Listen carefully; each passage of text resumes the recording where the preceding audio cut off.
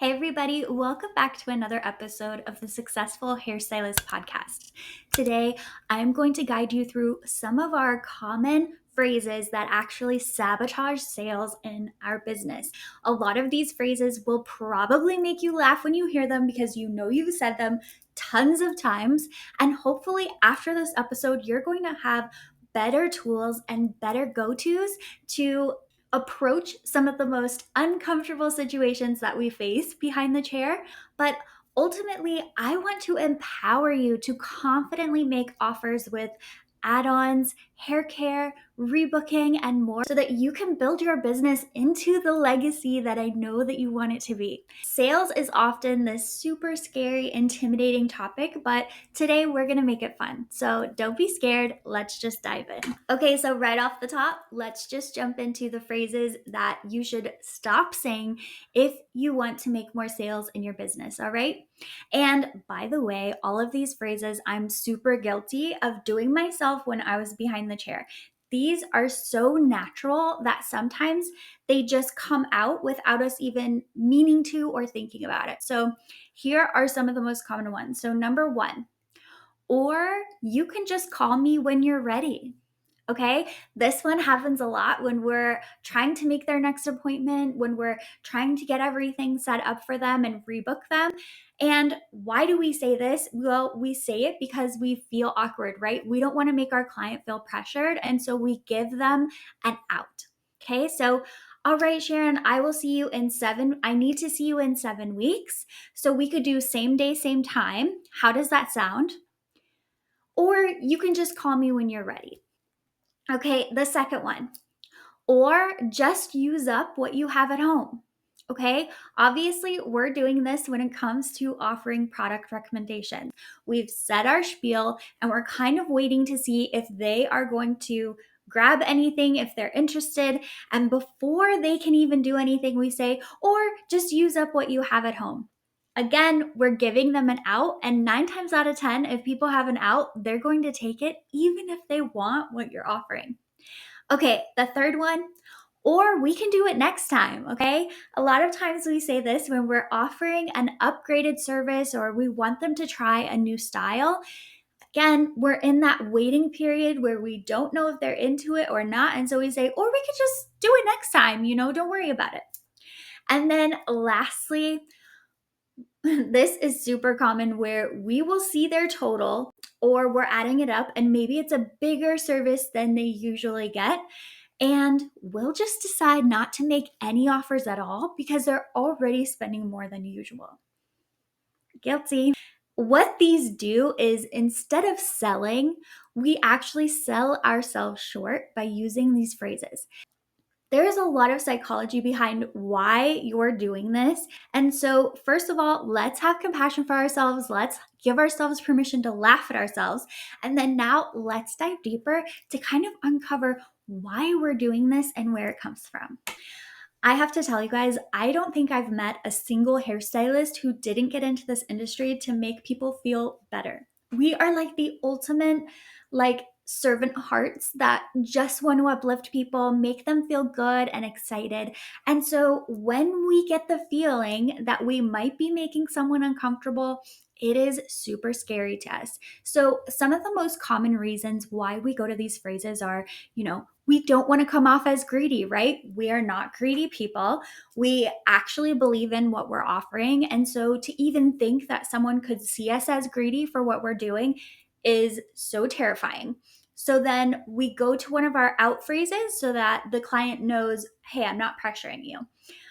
Number two, we get scared that our client will be uncomfortable, right? That is like our worst nightmare. We want our clients feeling comfortable, excited, and happy, not like, whoa, I'm in a high pressure sales situation. We also get really insecure and unsure of what our client will think about us.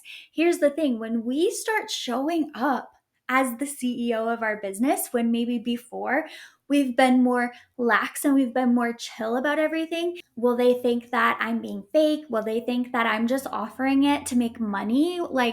we get really nervous that we're coming off in an inauthentic way. And then lastly, we are afraid of being caught trying, okay? If we take this big scary leap and we offer these things, we're actually showing up and somebody says no, we can actually make ourselves feel bad for even trying, right? And it can be enough to shut us down and keep us playing safe instead of letting ourselves try to live up to that full potential and be the hairstylist we know that we can be. Another psychological layer here is that many of us left salons that overemphasize some of those business elements, right? So we left environments that didn't align with us and that maybe felt overly salesy or inauthentic. And we are so scared of becoming that and becoming kind of what we hate. In that same vein, we might have worked under managers who would punish us or treat us poorly when we didn't reach some of these business goals. Even if we had these other circumstances going on, even if we felt really good about the work we were doing, it was almost like that was all that matters. And again, we are terrified of being back in that same environment or becoming that ourselves. So, what do? We avoid it. These negative associations with selling or hitting some of these numbers in our business might just lead us to decide or feel like, you know what, I'm above it. I get to run my business my own way. I'm not going to stress about that. So that's it. I've decided that I don't have to do that and I'm just not going to. So then we have given ourselves the ultimate out. But what happens is, without consistently increasing our average ticket, without making sure our guests are really happy at home with their hair care, we make it so much harder for us to reach our goals. When the most successful stylists can rebook their clients so that they're not starting over from scratch every month, they confidently upgrade them and their clients love it. We're going to talk about this more, but offering people upgrades is a kindness, it is a service, and it is part of what you are being paid for. It is not this like greedy, icky thing that sometimes we make it into in our heads, okay? Same with hair care. Hair care, people just love it. It's fun, it's enjoyable for them. And we can just get in that way to where they're going somewhere else after their appointment anyway. Why not make sure they're getting it from us? Ultimately, these phrases come from a place of self-protection. But now I want to dive a little deeper and talk about sales on a larger scale so that you can truly uncover what's going on at the root when you do start selling yourself short. One of the big reasons that you might offer these outs or you might let yourself avoid talking about, like, let's say retail and hair care could be that you just genuinely don't believe in the products that you use. And maybe you haven't stopped to really think this through before. Maybe you've thought, no, I do. I use them on everyone. I talk about them, etc. But I want you guys to think about this, okay? For me, when I was behind the chair, I loved the product so much that I genuinely felt like my client was missing out big time if they didn't use the products too. Okay, like that's how deep the conviction was, where it's like, you're silly if you don't use this, like you're totally missing out or you're making your life harder, right? I truly had a conviction about the products. If you don't have that, no worries. And that totally makes sense, right? Why you might be lukewarm about how you're talking about different things. But I want you to take a step back and really think to yourself, what would get me excited, right? Like, what product brand would get me excited to talk about and share with my clients? And a lot of times, hairstylists are not even using the products that they recommend at home, right? Like maybe you are selling something in your studio, but then at home you're using Amika for your shampoo and then Joico deep conditioning treatment, and then you love the Kenra stylers. And so because it's such a mix match, you feel like you can't do that same thing for your clients. You're wrong. If you love mix matching your products and you feel like that gives you the custom blend that you like for your own hair, bring that to the salon. There are no rules here. Like you get to set it up. So, where are you not feeling excited? And what would get you excited about it? The same thing here is true with our add-ons, right? If you're like, oh, get a conditioning treatment, but you don't really care if they get it or not, right? And you're not like, it's that great. Like, you could just be tired. You could have just been using the same back bar conditioning treatments that you've used forever. So you're kind of like over it. Or maybe you've just forgotten how great it is. So I want you to just think about that. Maybe you just need something new to talk about. Look at other back bar options for those deep conditioners. If you are tired of offering a partial foil, offer a face framing foil. Like, make this fun and exciting for you. I know it can be monotonous. I know that it can feel the same way every single day, but it's up to us to find the joy and to bring the excitement into what we do. The truth is, if you aren't excited about what you're offering, your clients won't be either.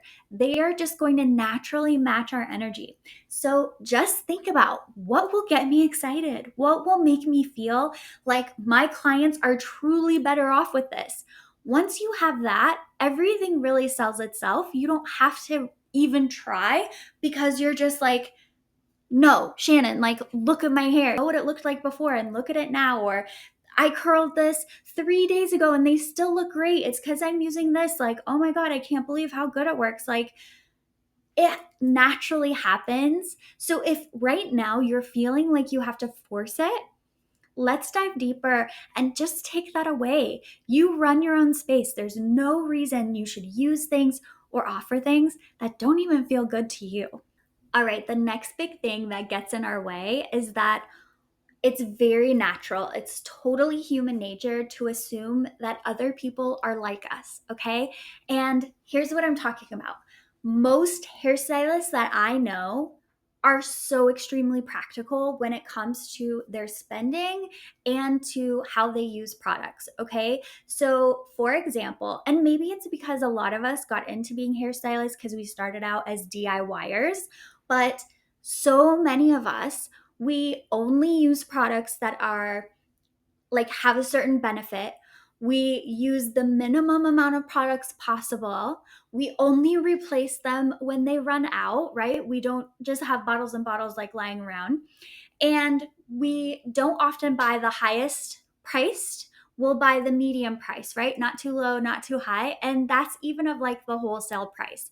So because we are like this, we're very practical in how we approach these things. We kind of assume that's how our clients are.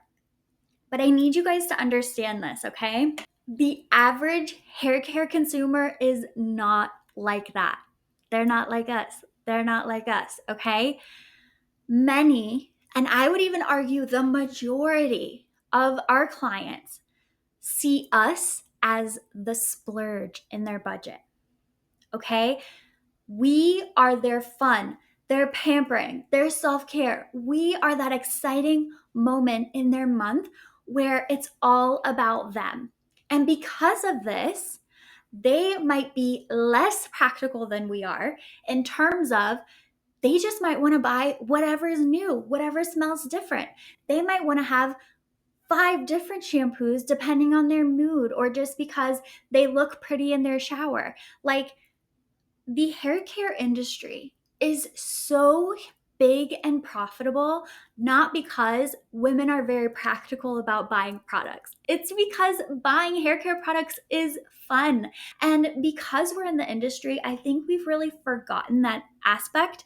So, what I want you to do right now is I want you to visualize a recent purchase that you made that was just for fun. It wasn't something you needed, it was just something you wanted, and how good it felt to want something, get it for no reason other than wanting it, and then just enjoy using it or consuming it or whatever it was. That is how a lot of people see hair care. So if we can just start to remember hair care is fun and stop selling to people like they think just like us, you are going to make your life so much more easier. So many people just want the stuff because it's nice to treat themselves to the nice stuff, okay? Stop making it so hard for your clients to say yes to products. All right, this last motivator I believe is one of the biggest things that gets in our way and why we're offering these phrases, okay? And that is we are minding our client's wallet. Okay, this sort of taps into that practical side that we were just talking about. But I remember when I was behind the chair, my clients would share with me the highs and lows of their life, right? So when their husband got laid off or was looking for a new job, I heard about it. When their car broke down and they had a big bill that they weren't expecting, they talked to me about it. And it's very human nature to just want to take care of people, right? So I'm thinking, okay, her husband's looking for a new job and they just had a big unexpected bill. I'm not going to offer her these add ons. I'm not going to talk to her about hair care. I don't want her to feel stressed out at all. I just want her to leave like spending the least amount of possible, but still looking good, right? I'm essentially budgeting her life for her, okay? And y'all, this is so inappropriate. This is like having no boundaries. Okay, like we have to stop doing this stuff. We need to mind our own business because, again, just like we were talking about, they could have saved up, they could have a special budget, they could be dipping into their savings because that's how big of a priority this is to them in order to come in and see you and make this time for themselves. So then, if they come in and you're the highlight and you're what they are choosing to spend their hard earned money on, and then you don't go above and beyond for them, you're not offering them ideas or different options. You're not even telling them about hair care. You're doing it with the intention of being kind and being mindful. But now their experience just went from a 10 to a 5 because they're not even getting the full experience. Talk about disappointing, right? So, on accident, I think what happens is that we try to mind people's wallet for them and then we end up like giving them not the full experience. I want you guys to remember that giving people options is kind. And honestly, it's what people are paying you for.